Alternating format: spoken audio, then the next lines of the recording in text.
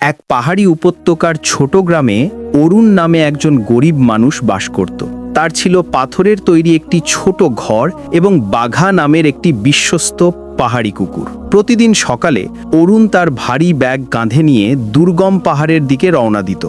ঘন্টার পর ঘন্টা সে স্থানীয় ভেষজ গাছপালা ও মূল্যবান পাথর সংগ্রহ করত। সামান্য দামে তা পর্যটকদের কাছে বিক্রি করে সে কোনো মতে একবেলার খাবার এবং শুকনো ফল কিনতে পারত।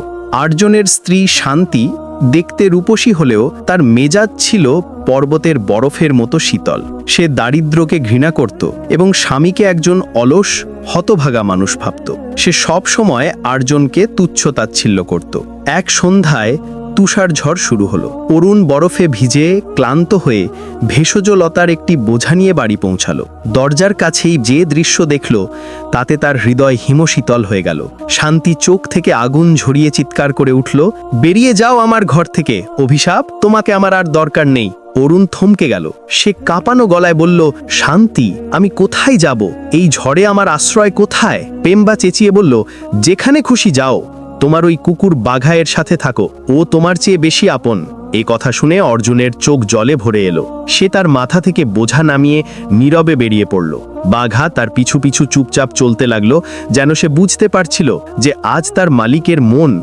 ভীষণভাবে ভেঙে গেছে। গ্রামের শেষ প্রান্তে পৌঁছে অরুণ একটি পুরনো গাছের নিচে বসে পড়ল। সে মাথা উঁচু করে আকাশের দিকে তাকালো। হে নিয়তি, এই বিশ্বস্ত সঙ্গীটি ছাড়া আমার আর কিছু নেই, তুমিই আমার একমাত্র সহায়। সেখান থেকেই এক গল্পের শুরু হলো, যা অরুণ বা বাঘা কেউই কল্পনা করেনি। রাত গভীর হলো। অরুণ গাছের নিচে বসে রইল আর বাঘাকার কোলে মাথা রেখে তাকে সান্ত্বনা দিতে লাগলো। অন্ধকার আর ঠান্ডা যখন বাড়ল, অরুণ উঠে জঙ্গলের সেই দিকে চলল যেখানে কোনো মানুষের বসতি ছিল না।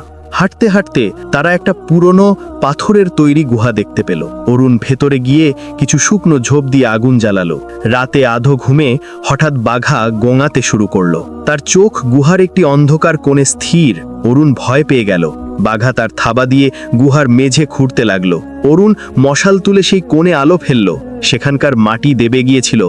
মনে হচ্ছিল যেন বহু বছর আগে কেউ কিছু লুকিয়ে রেখেছে। দুজনে মিলে মাটি খুঁড়তে শুরু করলো। কিছুক্ষণের মধ্যেই তাদের হাতে ধাতব কিছু একটা ঠেকলো। আরও মাটি সরাতেই লোহার পাত দিয়ে বাঁধা একটি পুরনো কাঠের সিন্দুক চোখে পড়ল।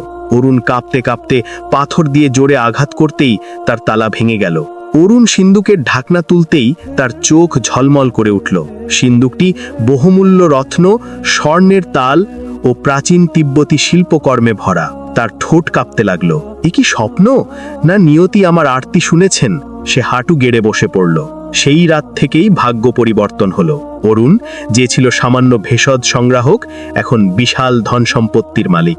পরের দিন সকালে অরুণ সেই ধন লুকিয়ে রাখল এবং সামান্য কিছু রৌপ্য মুদ্রা পকেটে নিয়ে শহরের বাজারের দিকে গেল। সে নিজের এবং বাঘায়ের জন্য রুটি, দুধ, শুকনো ফল আর কিছু রেশন কিনল।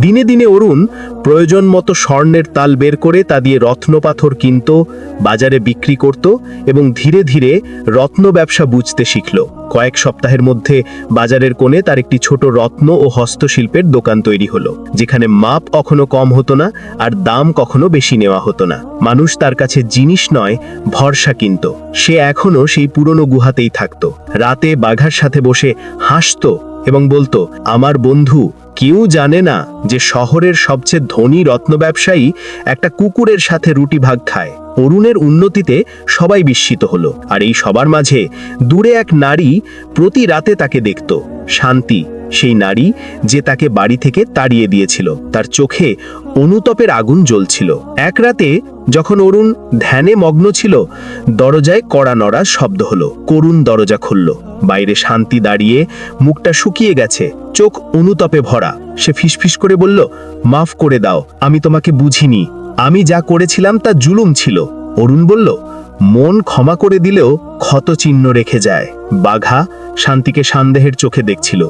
সে বলল, এখন বুঝেছি, মানুষের দাম সম্পত্তিতে নয়, হৃদয়ে। অরুণ শান্তভাবে বলল, যদি তুমি আমার দাম তখন বুঝতে যখন আমি ভেষজ সংগ্রহ করতাম, তাহলে তুমি আমাকে রাতের অন্ধকারে ঘর থেকে বের করে দিতে না। শান্তি কেঁদে উঠল। সে একটা সুযোগ চাইল, এমনকি দাসী হয়ে থাকারও প্রস্তাব দিল। অরুণ বলল, আমাদের সম্পর্ক শেষ। আমি তোমাকে ক্ষমা করেছি, কিন্তু ভাঙা জিনিস জোড়া লাগলেও আগের মতো হয় না। শান্তি কাঁদতে কাঁদতে ফিরে গেল। অরুণ সততা তাকে উপরে উঠিয়েছিল। একদিন রাজকীয় উপত্যকার প্রশাসক তার কাছে এসে তাকে পাহাড়ি অঞ্চলের কাউন্সিলে যোগদানের প্রস্তাব দিলেন। অরুণ ধীরে ধীরে কিন্তু দৃঢ় কণ্ঠে বললেন, আমি সেই মানুষ যে মাটিতে রাত কাটিয়েছে। ক্ষমতার ভার সামান্য বাঁকা হলে মানুষ অত্যাচারী হয়ে ওঠে। আমি নিজেকে বিশ্বাস করি না, তাই এই প্রস্তাব প্রত্যাখ্যান করছি। প্রশাসক অবাক হলেন। অরুণ হাসলেন। ক্ষমতার পিছনে যে ছোটে, সে প্রায়ই তার হৃদয়কে পিছনে ফেলে আসে। এই ঘটনার পর গ্রামে ফিসফাস শুরু হলো। মানুষ সন্দেহ করতে শুরু করলো, অরুণ এত ধনী হলো কি করে? তার কাছে নিশ্চয়ই গুপ্তধন আছে। এই গুজব বলরাম নামের এক ধূর্ত প্রতারকের কানে পৌঁছালো, যে সেই ধন কেড়ে নিতে চাইল। বলরামের লোকরা নানা কৌশলে অরুণের কাছে এলো, কিন্তু অরুণ তার সরলতা আর হাসির আড়ালে সব বুঝে যেত। একবার ধীরেন নামে এক লোক এসে মিথ্যা বন্ধুত্বের নাটক করল। অরুণ তাকে ঠান্ডা মেজাজে বলল, আমি নিয়তির ওপর বিশ্বাস রাখি, আর তুমি আলোর মতো। দূর থেকে সুন্দর দেখাও, কাছে এলে আসল রূপ ধরা পড়ে। সে হাততালি দিতেই বাঘা এসে তার পাশে বসল।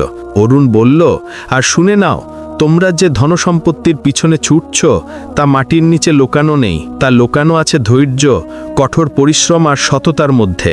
সেই রাতে বলরাম তার 3 গুন্ডাকে নিয়ে অরুণের গুহাতে হামলা করতে এলো। তারা জানালার কাছে পৌঁছাতেই বাঘা এমন গর্জন করল যে সবাই ভয়ে পেয়ে গেল। সে বিদ্যুতের মতো ঝাঁপিয়ে পড়ে এক গুন্ডার হাতে কামড়ে দিল। চিৎকারে অরুণের চোখ খুলে গেল। সে লাঠি হাতে বাইরে এসে গর্জন করে উঠল। বাঘার ঘেউ ঘেউইয়ে পুরো গ্রাম জেগে উঠল। পরের দিন সকালে গুন্ডারা সব সত্যি বলল। গ্রামের মোড়ল ঘোষণা করলেন, বলরামকে গ্রাম থেকে বের করে দেয়া হোক এবং যে জমিতে সে নজর রেখেছিল তা অরুণকে উপহার দেয়া হবে। অরুণ জমি উপহার পেল, গ্রামবাসীদের বিশ্বাস জিতল এবং তাদের হৃদয়ও জিতল। আর বাঘা এখন শুধু একটি কুকুর নয়, বিশ্বস্ততার উদাহরণ হয়ে গেল। অরুণ তার পাওয়া জমিতে একটি ছোট হস্তশিল্পের বাজার তৈরি করল। তার উন্নতি বাড়তে থাকল। একদিন সকালে শান্তি আবার ফিরে এলো। সে বলল, অরুণ, আমি স্বীকার করি আমি তোমার সাথে ভুল করেছি। অরুণ নরম সুরে বলল, শান্তি, যদি তুমি আমার টাকার লোভে এসে থাকো তবে ফিরে যাও, কিন্তু যদি তুমি সেই মানুষটিকে খুঁজতে এসে থাকো যাকে তুমি একসময় ভালোবাসতে, তবে দরজা খোলা এবং আমার হৃদয়ও।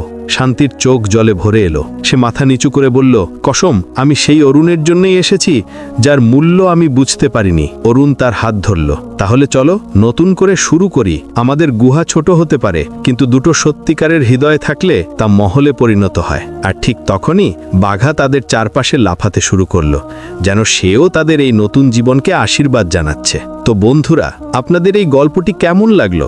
যদি ভালো লেগে থাকে তাহলে প্লিজ আমাদের ছোট্ট চ্যানেলটিকে সাবস্ক্রাইব এবং ভিডিওতে একটি লাইক অবশ্যই করে দেবেন, যাতে আমাদের উৎসাহ আরও বাড়তে থাকে।